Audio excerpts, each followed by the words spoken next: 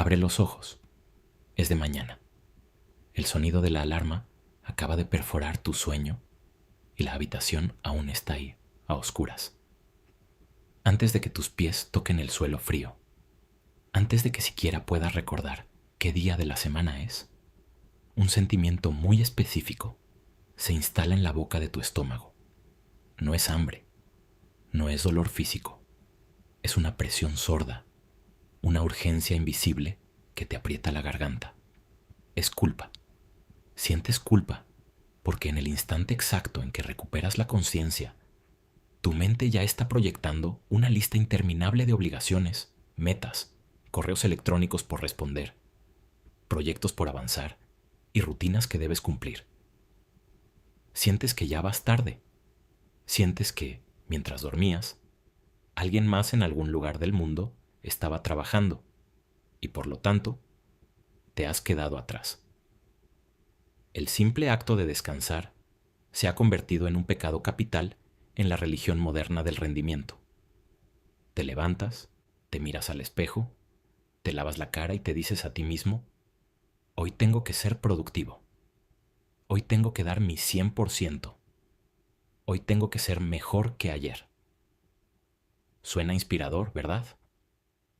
Suena a la frase que leerías en la biografía de un emprendedor exitoso, en un libro de desarrollo personal, o en una de esas infinitas imágenes motivacionales que inundan tus redes sociales.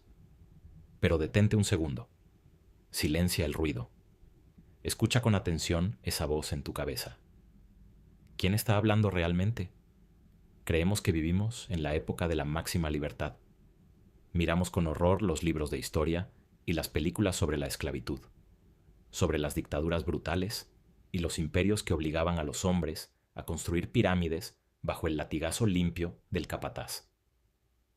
Nos compadecemos de los campesinos del medievo que trabajaban de sol a sol para entregarle sus cosechas al señor feudal. Nos aliviamos pensando, gracias a Dios, nosotros somos libres. Ya nadie nos obliga a trabajar hasta sangrar. Nosotros somos los dueños de nuestro destino. Esa es la mentira más brillante y macabra que el sistema ha logrado implantar en tu corteza cerebral. El capataz no desapareció. El látigo no se quemó, ni las cadenas se rompieron. El sistema simplemente entendió que la esclavitud física era ineficiente, costosa y, sobre todo, generaba rebeliones.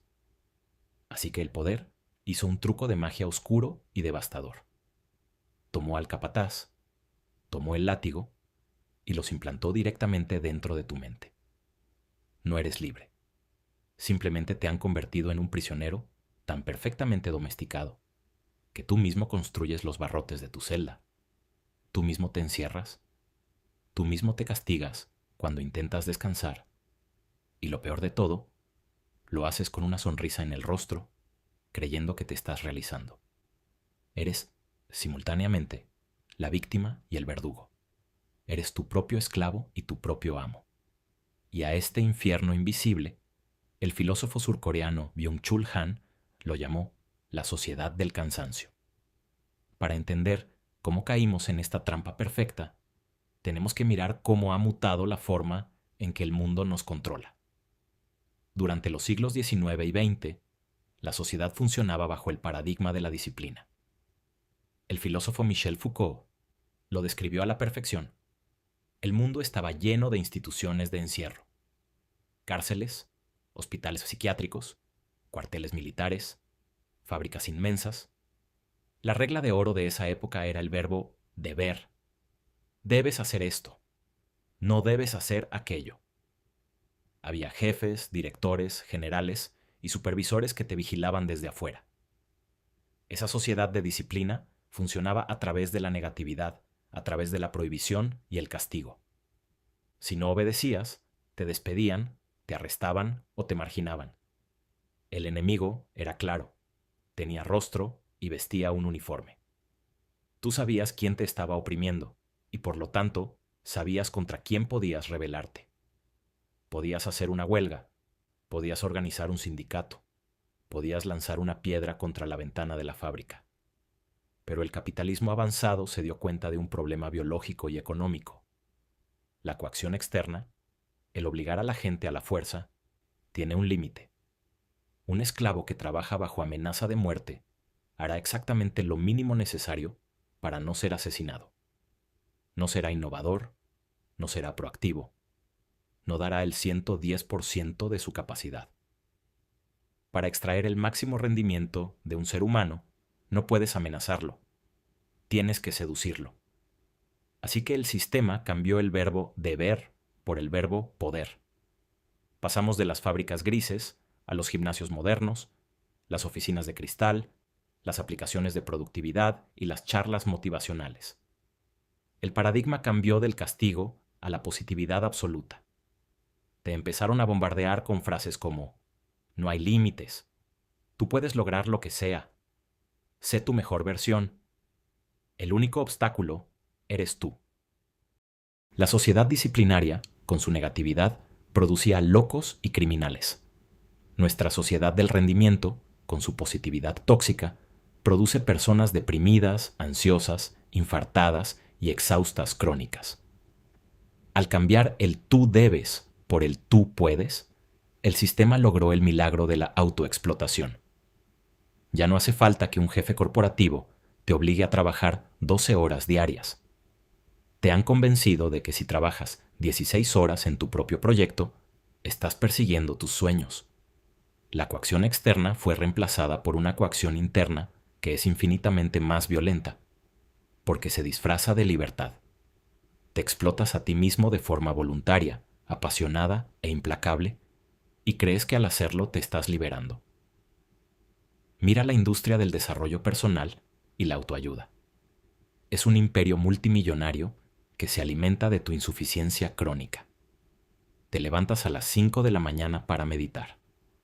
No porque busques una conexión espiritual profunda con el universo, sino porque leíste que los directores ejecutivos más ricos del mundo lo hacen, y eso aumenta la concentración.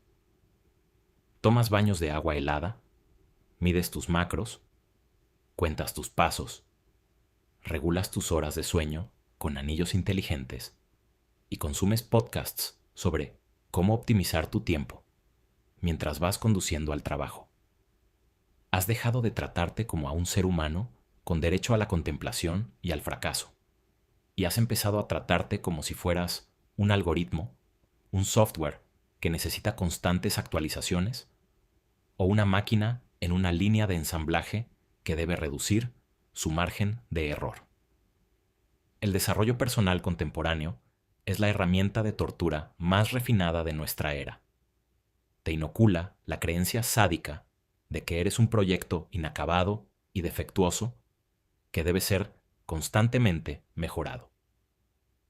Si no estás leyendo un libro a la semana, si no estás aprendiendo un idioma nuevo, si no tienes un cuerpo esculpido en el gimnasio y si no estás invirtiendo en la bolsa, te convencen de que estás desperdiciando tu vida. Pero, ¿para qué te mejoras? ¿Hacia dónde va toda esa optimización? La respuesta brutal es que no te estás mejorando para ser más sabio, más compasivo o más libre.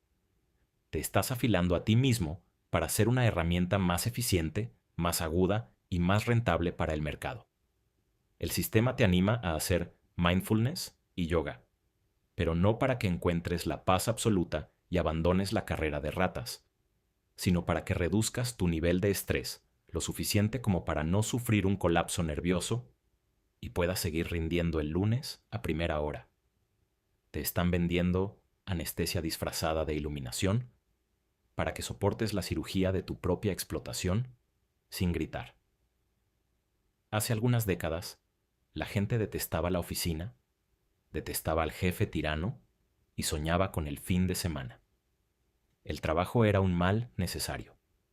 Pero luego, el sistema inyectó la narrativa del emprendedor. Te dijeron que trabajar 40 horas a la semana para cumplir los sueños de otra persona era de mediocres.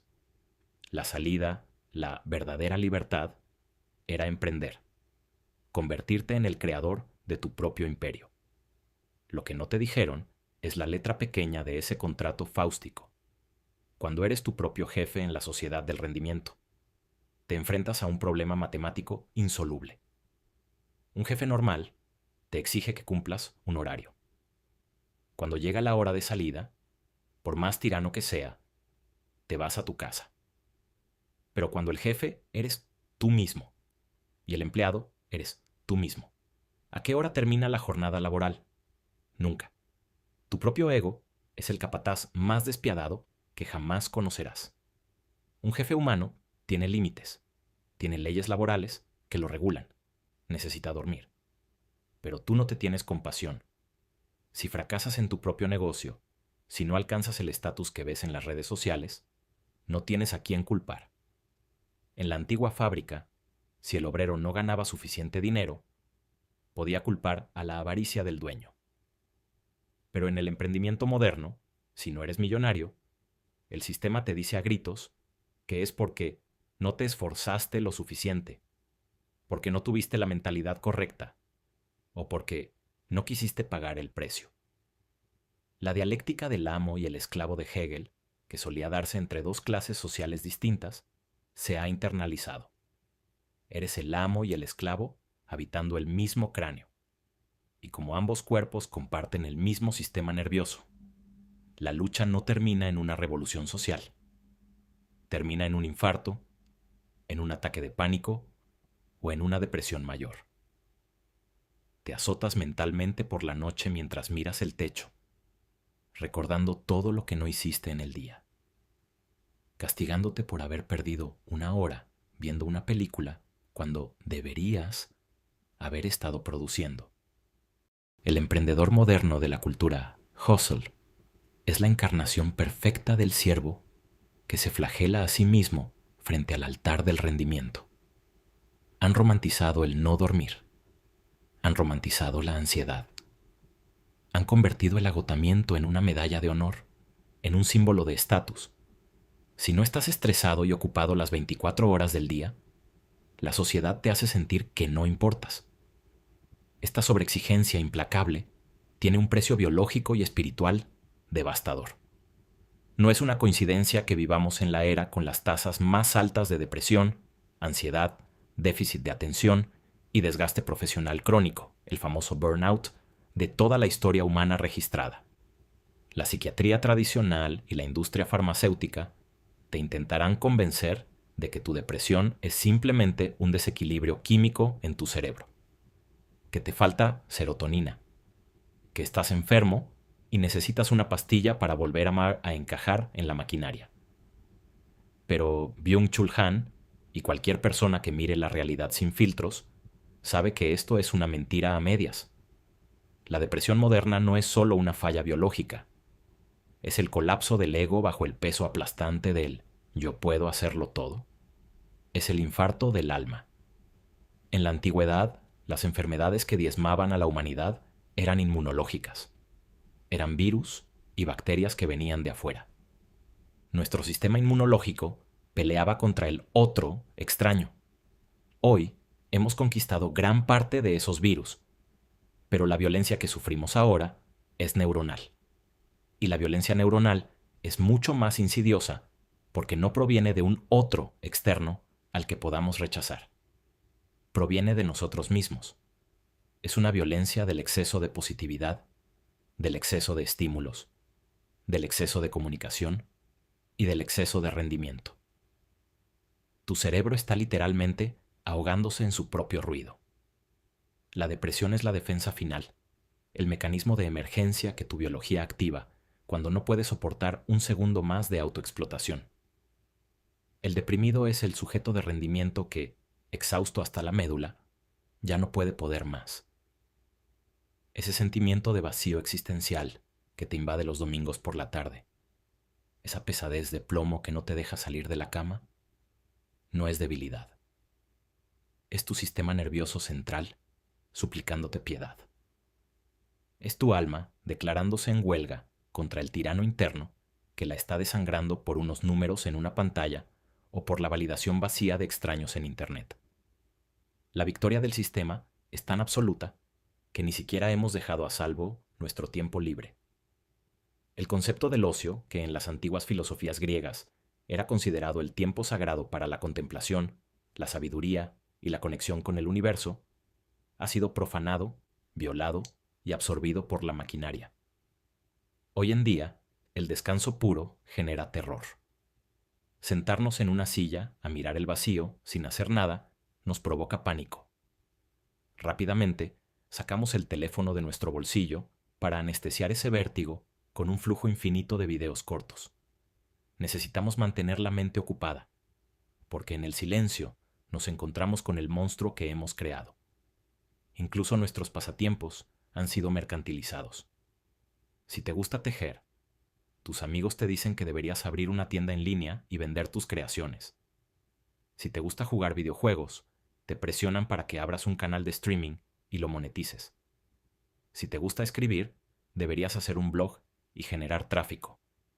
Ya nada puede ser simplemente inútil.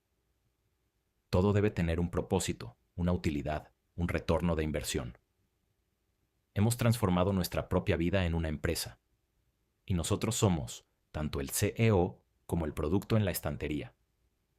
Esto nos ha encerrado en lo que Han llama el infierno de lo igual. Al estar tan obsesionados con nuestra propia optimización, con nuestro rendimiento y nuestra marca personal, nos hemos vuelto profundamente narcisistas. Hemos perdido la capacidad de ver al otro de manera real. Las relaciones humanas se vuelven transaccionales. El networking reemplaza a la amistad y la intimidad se sacrifica en el altar de la eficiencia.